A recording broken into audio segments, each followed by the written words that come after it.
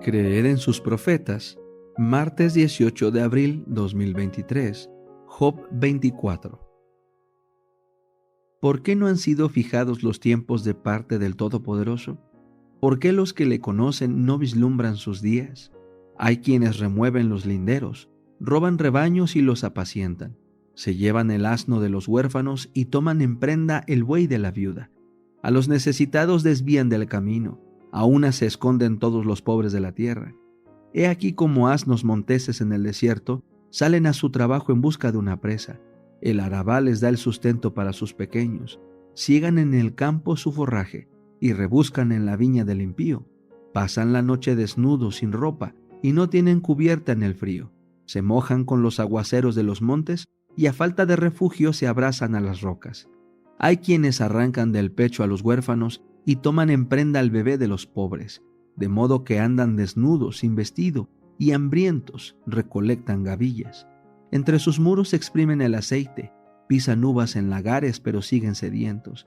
Desde la ciudad gimen los moribundos y clama el alma de los heridos de muerte. Pero Dios no atiende su oración. Ellos están entre aquellos que se rebelan contra la luz, que no reconocen los caminos de Dios ni permanecen en sus sendas. De madrugada se levanta el asesino, mata al pobre y necesitado, y de noche actúa como ladrón. El ojo del adúltero aguarda el anochecer diciendo, nadie me verá, y pone un velo sobre su cara. En la oscuridad minan las casas, de día se encierran, pues no conocen la luz. Ciertamente el amanecer es para ellos densa oscuridad, porque conocen los terrores de la densa oscuridad. Son veloces sobre la superficie de las aguas, la porción de ellos será maldita en la tierra, no volverán por el camino de las viñas. Como la sequía y el calor arrebatan las aguas de la nieve, el Seol arrebata a los que han pecado. El vientre materno se olvidará de él, los gusanos saborearán su dulzura hasta que nadie lo recuerde. Como árbol será quebrantada la iniquidad, porque aflige al estéril que no da a luz, y a la viuda nunca hace el bien. A los fuertes arrastra con su poder, se levanta y no cree ni en su propia vida. Dios deja que se sientan seguros y que en ellos se apoyen, pero sus ojos están sobre los caminos de ellos. Son ensalzados por un poco, pero desaparecen. Son abatidos y recolectados como malvas. Se marchitan como la cabeza de las espigas. Si no es así, ¿quién podrá desmentirme y reducir a la nada mi argumento? El conflicto de los siglos. Capítulo 7. En la encrucijada de los caminos. Lutero advirtió que era peligroso ensalzar las doctrinas de los hombres en lugar de la palabra de Dios. Atacó resueltamente la incredulidad especulativa de los escolásticos y combatió la filosofía y la teología que por tanto tiempo ejerciera su influencia dominadora sobre el pueblo. Denunció el estudio de aquellas disciplinas no solo como inútil, sino como pernicioso, y trató de apartar la mente de sus oyentes de los sofismas de los filósofos y de los teólogos, y de hacer que se fijasen más bien en las eternas verdades expuestas por los profetas y los apóstoles. Era muy precioso el mensaje que Lutero daba a las ansiosas muchedumbres que pendían de sus palabras. Nunca antes habían oído tan hermosas enseñanzas. Las buenas nuevas de un amante salvador, la seguridad del perdón y de la paz por medio de su sangre expiatoria, regocijaban los corazones e inspiraban en todos una esperanza de vida inmortal. Encendióse así en Wittenberg una luz cuyos rayos iban a esparcirse por todas partes del mundo, y que aumentaría en esplendor hasta el fin de los tiempos. Pero la luz y las tinieblas no pueden conciliarse. Entre el error y la verdad media un conflicto inevitable. Sostener y defender uno de ellos es atacar y vencer al otro. Nuestro Salvador ya lo había declarado.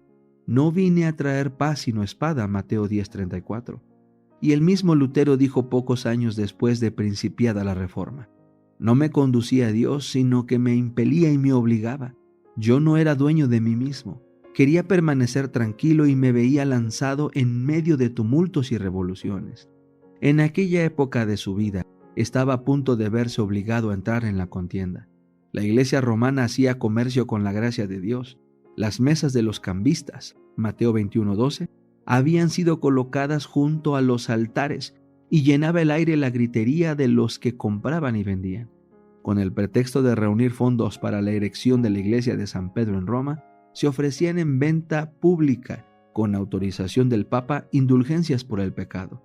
Con el precio de los crímenes se iba a construir un templo para el culto divino, y la piedra angular se echaba sobre cimientos de iniquidad.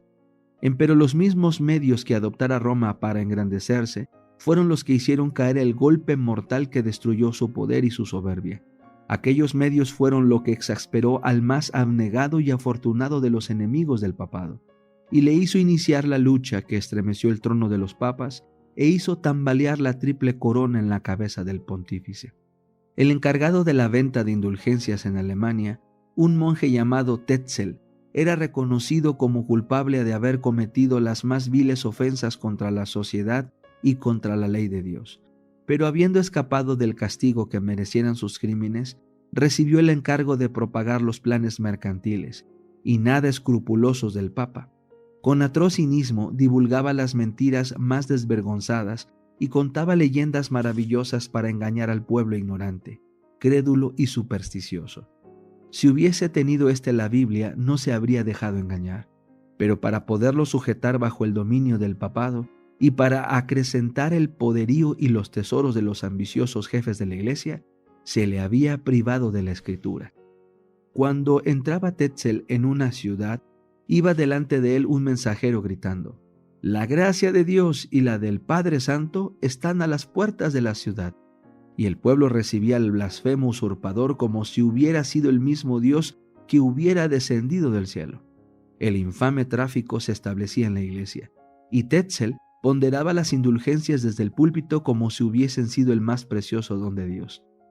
Declaraba que en virtud de los certificados de perdón que ofrecía, quedábanle perdonados al que comprara las indulgencias, aun aquellos pecados que desease cometer después, y que ni aun el arrepentimiento era necesario.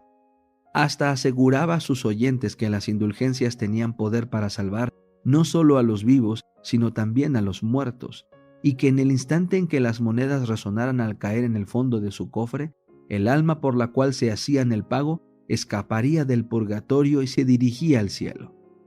Cuando Simón el mago intentó comprar a los apóstoles el poder de hacer milagros, Pedro le respondió: «Tu dinero perezca contigo, porque has pensado que el don de Dios se obtiene con dinero». Hechos 8:20.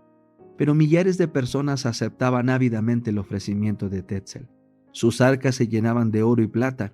Una salvación que podía comprarse con dinero era más fácil de obtener que la que requería arrepentimiento, fe y un diligente esfuerzo para resistir y vencer el mal.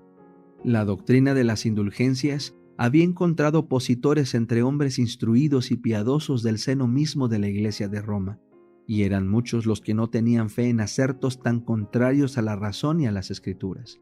Ningún prelado se atrevía a levantar la voz para condenar el inicuo tráfico, pero los hombres empezaban a turbarse y a inquietarse, y muchos se preguntaban ansiosamente si Dios no obraría por medio de alguno de sus siervos para purificar su iglesia.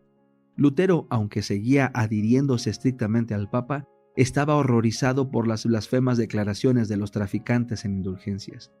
Muchos de sus feligreses habían comprado certificados de perdón y no tardaron en acudir a su pastor para confesar sus pecados, esperando de él absolución, no porque fueran penitentes y desearan cambiar de vida, sino por el mérito de las indulgencias. Lutero les negó la absolución y les advirtió que como no se arrepintiesen y no reformasen su vida, morirían en sus pecados. Llenos de perplejidad recurrieron a Tetzel para quejarse de que su confesor no aceptaba los certificados, y hubo algunos que con toda energía exigieron que les devolviesen su dinero. El fraile se llenó de ira, lanzó las más terribles maldiciones e hizo encender hogueras en las plazas públicas, y declaró que había recibido del Papa la orden de quemar a los herejes que osaran levantarse contra sus santísimas indulgencias. Lutero inició entonces resueltamente su obra como campeón de la verdad. Su voz se oyó desde el púlpito en solemne exhortación, expuso al pueblo el carácter ofensivo del pecado y enseñóle que le es imposible al hombre reducir su culpabilidad o evitar el castigo por sus propias obras. Sobre el arrepentimiento ante Dios y la fe en Cristo podían salvar al pecador. La gracia de Cristo no podía comprarse, era un don gratuito. Aconsejaba a sus oyentes que no comprasen indulgencias, sino que tuviesen fe en el Redentor crucificado. Refería su dolorosa experiencia personal, diciéndoles que en vano había intentado por medio de la humillación y de las mortificaciones del cuerpo asegurar su salvación, y afirmaba que desde que había dejado de mirarse a sí mismo y había confiado en Cristo, había alcanzado paz y gozo para su corazón.